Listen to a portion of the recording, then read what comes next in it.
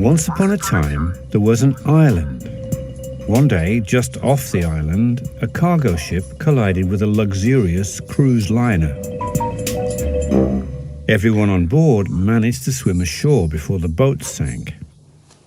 The passengers were stuck on the island. What to do now? At first, people on the island did whatever they wanted, and that was nice. But eventually, people started arguing. The problem was they'd only brought one knife with them to the island, and this knife was needed for pretty much everything: hunting, shaving, chopping wood. Who was to decide about the knife? The passengers from the luxurious cruise ship were of the opinion that since they brought the knife, they should have it, while the passengers from the cargo ship claimed that since they came ashore first, they should have the knife. Then Alice had an idea. If everyone wanted to decide, then why not let them? They could let the people govern themselves. With a government of the people, everyone would make the decisions together. The people on the island formed a democracy, a government of the people. Everyone thought it was pretty nifty being allowed to vote on everything.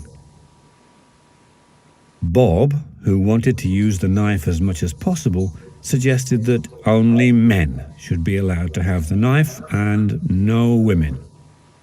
The women laughed at this. Obviously, such a law wouldn't pass.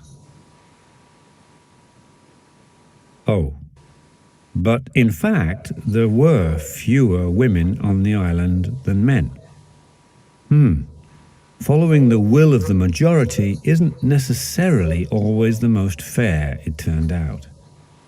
Alice suggested a law to protect minorities. Some fundamental rights should be available to everyone, and not even a majority should be able to take them from anyone. That was probably wise, because who knows? Sometime or other, it might be you who's in the minority.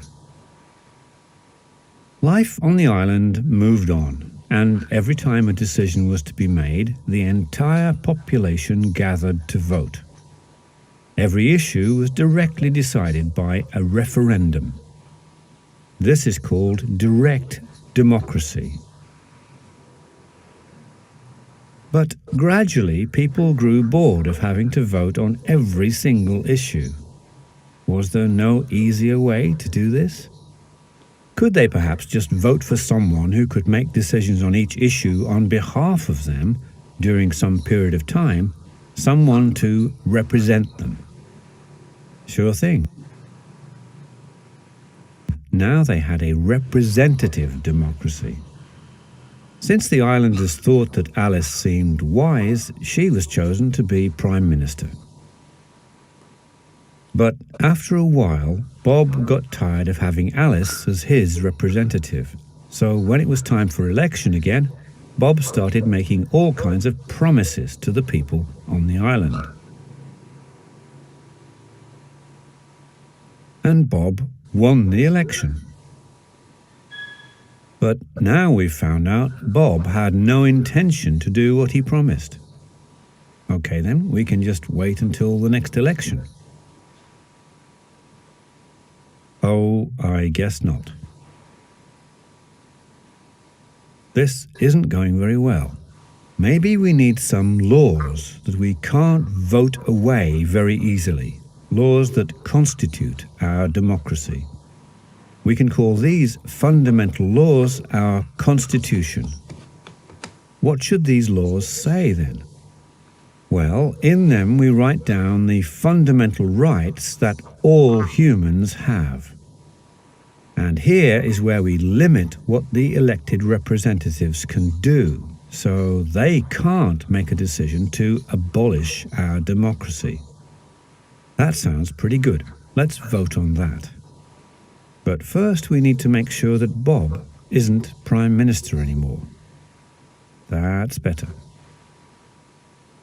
So, democracy isn't simply that we get to vote.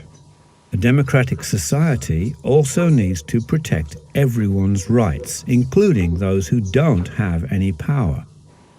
Yep, even Bob's.